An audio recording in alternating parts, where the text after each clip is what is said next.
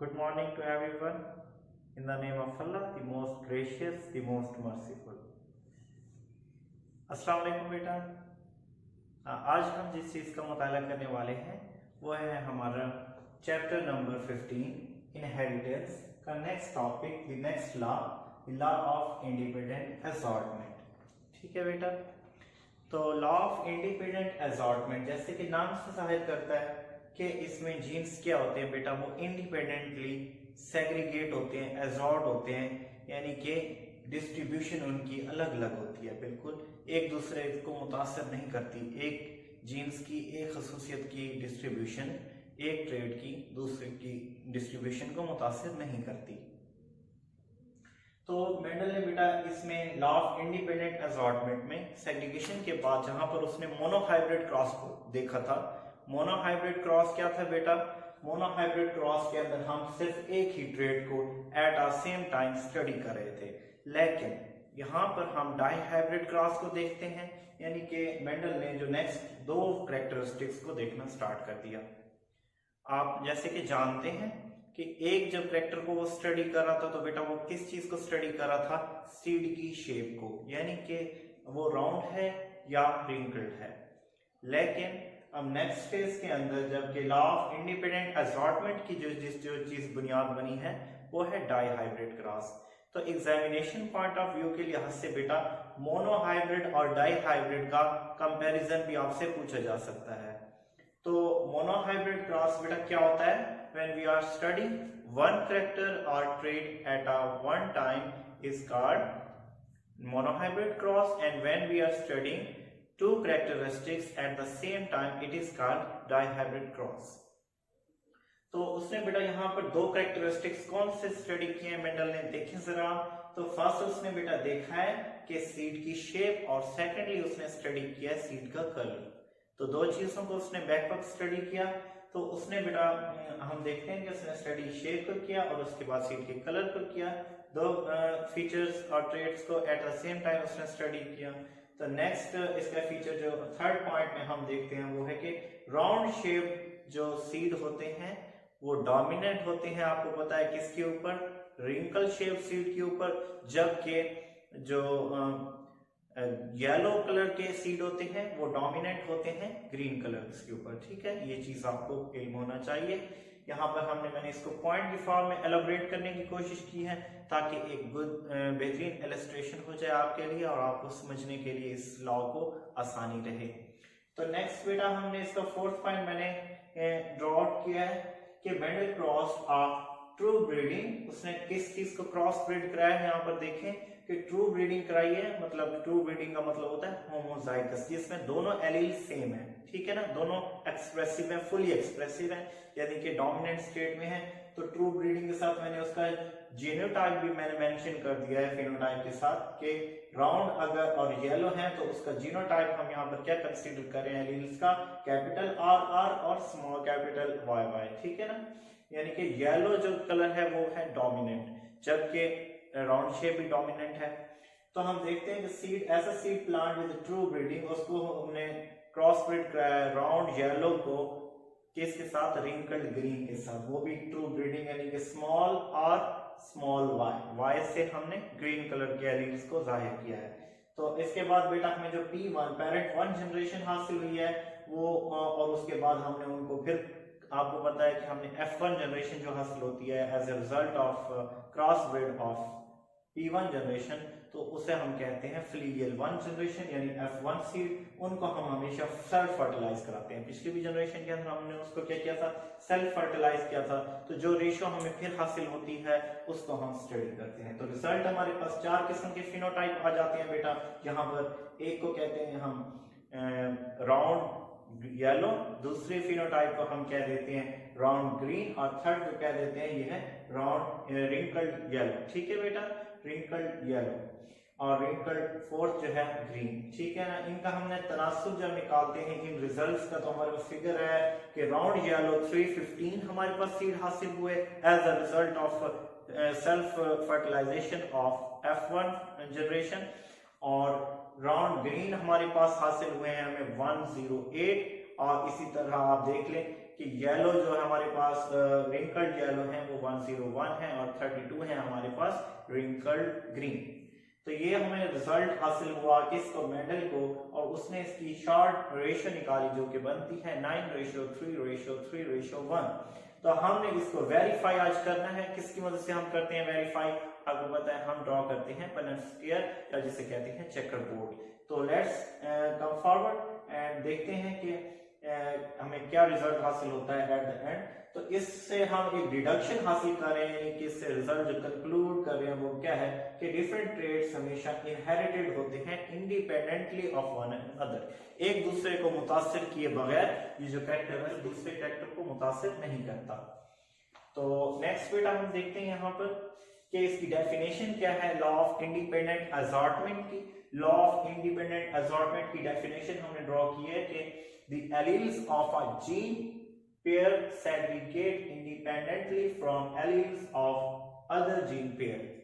अगर एक खसूसियत को जब दो खसूसियत को हम बैक वक्त मुताला कर रहे हो तो कभी भी एक खसूसियत के जो जीन है वो इंटरफेयर नहीं करते, बल्कि वो इंडिपेंडेंटली डिवाइड होते हैं, डिस्ट्रीब्यूट होते हैं दूसरे जीन पेयर के अंदर, यानी आने वाली जनरेशन के जीन पेयर के अंदर। यानी कि अगर एक इंसान या किसी भी प्लांट के अंदर कोई जेनेटिक प्रॉब्लम आ गई है, जो जेनेटिक वेरिएशन आ गई है, जिसे हम म्यूटेशन कहते हैं, जो कि मियोसिस के प्रोसेस के दौरान होती है, ठीक है। आप म्यूटेशन की टाइप में इंशाल्लाह नेक्स्ट किसी पीरियड में और किसी लेक्चर में हम स्टडी कर लेंगे। तो वो इस तरीके से हम देखेंगे कि मुख्तलिफ टाइप की म्यूटेशन होती हैं, पॉइंट होती है, बियॉन्ड पॉइंट म्यूटेशन, इस तरह से, ठीक है। तो ये म्यूटेशन के रिजल्ट में यानी कि कोई भी तब्दीली जो रोनमा होती है किसी भी एक खसूसियत को इफेक्ट कर रही है, जो किसी एक ट्रेट को, पर्टिकुलर फीचर को इफेक्ट कर रही है किसी भी ऑर्गेनिज्म के, तो उसको बेटा हम किसके अंदर स्टडी करते हैं, उसको हम करते हैं लॉ ऑफ इंडिपेंडेंट असॉर्टमेंट में। कि वो एक अगर जीन डिफेक्टिव है तो इसका मतलब ये नहीं है कि ऑर्गेनिज्म का पूरा जीनोटाइप मुतासिर होगा, बल्कि वो पर्टिकुलर फीचर या ट्रेट उससे मुतासिर होगी, ठीक है। तो यहाँ पर नेक्स्ट ये इसका मैंने आपको प्रैक्टिकल एस्पेक्ट बताया है, जिसका इसका बेनिफिट है, जो कि इसकी स्कोप है कि इसकी जेनेटिक्स की, कि इसकी मदद से हम जेनेटिक प्रॉब्लम्स के बारे में जानते हैं, कि जहां पर न्यूक्लियोटाइड और डीएनए सीक्वेंस में वेरिएशंस आती हैं तो उस चीज को हम इससे स्टडी करते हैं। मुख्तलिफ इससे हम प्रिडिक्शन भी कर सकते हैं, ठीक है। इससे हम एबीओ ग्रुप, ब्लड ग्रुप की प्रिडिक्शन कर सकते हैं, और ओल्ड टाइम्स के अंदर, प्रीवियस टाइम्स में इससे पेरेंटल डिटेक्शन, यानी कि फादर, किसी ऑफस्प्रिंग का फादर कौन हो सकता है, वो चीज हम जेनेटिक्स की मदद से इस पनेट स्क्वायर और चेकर बोर्ड की मदद से ड्रॉ करते थे। तो अब लेकिन मजीद लेटेस्ट टेक्निक्स आ गई हैं, आपको पता है डीएनए फिंगरप्रिंटिंग जिसे हम कहते हैं। तो यहाँ पर हम स्टडी करने वाले हैं नेक्स्ट कि इसका क्रॉस हमने किस तरह कराया है, या थ्योरेटिकली हमने स्टेटमेंट्स मैंने आपको पॉइंट्स की सूरत में बताया। अब हम देखते हैं ड्रॉ करके कि वाकई में क्या यही रिजल्ट आते हैं हमारे पास। तो बेटा मैंने आपको पहले ही जीनोटाइप बताया इस फिनोटाइप का, किसका, जिसमें राउंड अगर सीड हो तो उसके दो एलील कैपिटल आर होंगे, और इसी तरह क्योंकि ये होमोजाइगस कंडीशन में हम इसको ट्रू ब्रीडिंग ले रहे हैं सेंस में, तो इसीलिए यहाँ पर दो कैपिटल आर हमने लिए हैं और दो कैपिटल वाई लिए हैं येलो कलर के लिए। इसी तरह हमने होमोजाइगस कंडीशन यानी ट्रू ब्रीडिंग कंडीशन में एक रिंकल और ग्रीन प्लांट को हमने सीड को लिया है स्मॉल, दो कैपिटल स्मॉल, दो स्मॉल आर से और दो स्मॉल वाई से। तो जब इनको हमने क्रॉस कराया तो हमें सिर्फ तो एलील्स मैटर करते हैं। जब वो डिस्ट्रीब्यूशन होती है तो हमें एक जो फर्स्ट फिलियल जनरेशन आई है उसके अंदर क्या है बेटा, एक कैपिटल आर है, एक स्मॉल आर है, एक कैपिटल वाई है और एक स्मॉल वाई है, ठीक है ना। आपको इल्म है कि कैपिटल आर रिप्रेजेंट करता है राउंड शेप को, स्मॉल आर रिप्रेजेंट करता है रिंकल शेप को, जबकि कैपिटल वाई यहाँ रिप्रेजेंट कर रहा है येलो कलर को, जबकि स्मॉल वाई रिप्रेजेंट कर रहा है ग्रीन कलर। ओके, नेक्स्ट बेटा हम यहाँ पर देखें, ये एक हेटेरोजाइगस हमारे पास कंडीशन आ गई है जिसके अंदर हमारे पास वेरिएबल फॉर्म में यानी कि दो कंट्रास्टिंग एलील्स पाए जा रहे हैं। यानी कि एक तो एलील जो डोमिनेंट है वो फीचर तो वही जाहिर होगा, यानी कि यहाँ पर देखें एक बिल्कुल मिक्स्ड हाइब्रिड हमारे पास एलील की फॉर्म आई है, ठीक है। तो यहाँ पर हम देखते हैं कि हमारे पास लेकिन फिर भी जो उसका फिनोटाइपिकली ऑर्गेनिज्म होगा वो राउंड, और यानी कि उसका सीड राउंड और येलो कलर का होगा। लेकिन जीनोटाइपिकली यहाँ पर दोनों और एलील्स भी पाए जाते हैं, कौन से, रिंकल्ड और ग्रीन कलर के, लेकिन वो रिसेसिव हो गए हैं ऊपर, उनको वो डोमिनेंट के अंडर जो है ना वो उनके ऊपर डोमिनेंस आ गया दूसरे फीचर का। लेकिन ये खुद को रिप्रेजेंट करते हैं नेक्स्ट जनरेशन के अंदर, यानी कि जब हमने इनको सेल्फ फर्टिलाइज कराया है हमने इनको, तो तब हमारे पास यहाँ पर जो फीचर आ रहे हैं देखें। तो पहला हमारे पास जो ऑफस्प्रिंग आएगा वो आएगा कैपिटल आर कैपिटल वाई के साथ, यानी राउंड येलो, सेकंड आएगा राउंड ग्रीन, थर्ड आएगा रिंकल्ड येलो और फोर्थ आएगा रिंकल्ड ग्रीन।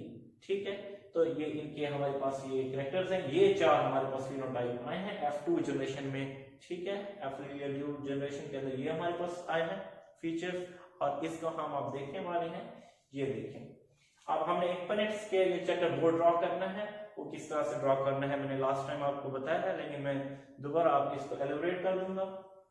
हमने चारों ऑफस्प्रिंग है F2 के, वो हमने यहाँ पर लिख लेने हैं, उनके जीनोटाइपिक फॉर्म्स यहाँ पर हमें लिख लेनी है, और यहाँ पर भी हमने इसी तरतीब में लिख लेनी है, यानी फर्स्ट यहाँ पर, सेकंड थर्ड, और यहाँ पर भी फर्स्ट सेकंड थर्ड फोर्थ। इस तरह ये चार हमने बॉक्सेस ड्रॉ करके अब हमने इसमें कैसे हमने मालूम करना है कि ये कितने कलर्स पे मुश्तमिल हो सकते हैं, कौन कौन सा यहाँ पर ये कलर शो करेंगे, इनकी फिनोटाइप्स क्या हैं और जीनोटाइप्स। तो सबसे पहले हम जीनोटाइप इसकी देखेंगे, वो क्या होगा, कैपिटल आर और कैपिटल आर, कैपिटल वाई और कैपिटल वाई। ठीक है, इसके बाद बेटा हम नेक्स्ट देखते हैं कि कैपिटल आर और कैपिटल वाई स्मॉल वाई। ठीक है, नेक्स्ट बेटा हम देखते हैं capital R small R, capital Y capital Y. यहाँ पर ये दोनों आ गए हैं, देखें, capital R small R, capital Y small Y. इसके बाद इस तरह बॉक्सेस को हम देखते जाते हैं, ये कैपिटल आर, ये स्मॉल वाई, कैपिटल वाई। तो कैपिटल वाई पहले हम लिख देंगे यहाँ पर, फिर स्मॉल वाई लिखेंगे। नेक्स्ट बेटा देखें, capital R small R Y small Y. तो यहाँ पर इस तरह से ये पूरा हमने चेक बोर्ड मैंने ड्रॉ कर लिया है।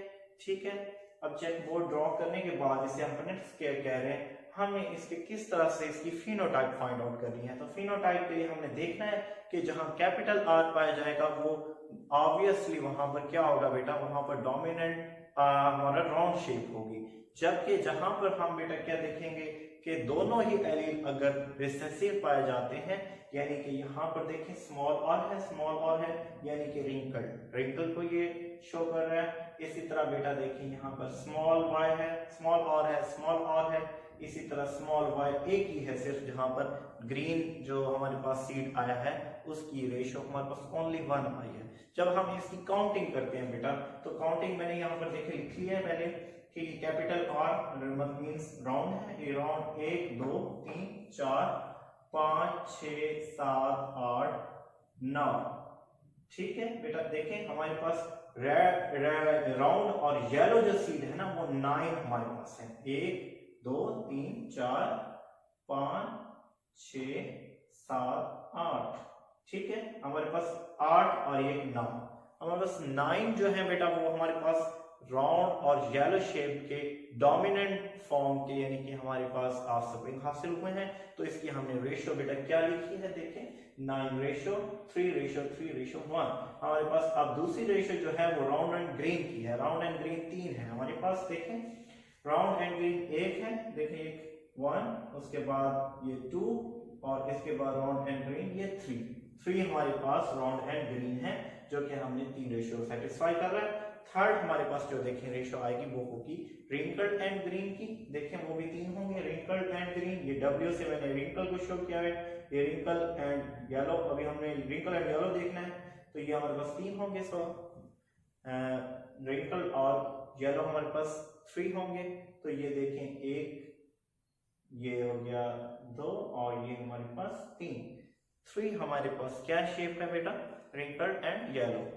स्लिप ऑफ टंग की वजह से मैंने रिंकल्ड एंड ग्रीन कहा है, रिंकल्ड और ग्रीन सिर्फ एक हमें हासिल होता है, वो है ये लास्ट पे दिया गया है। तो रेशियो हमारी सेटिस्फाई हो रही है 9:3:1। ओके बेटा, तो ये आज हमने स्टडी किया है किसको, लॉ ऑफ इंडिपेंडेंट असॉर्टमेंट को। और इंशाल्लाह इस तरह हमारा आज का लेक्चर अपने इख्तिताम को पहुंचा। Thank you so much for being with us. It's Farhan Mukhtar signing off. अल्लाह हाफ़िज़।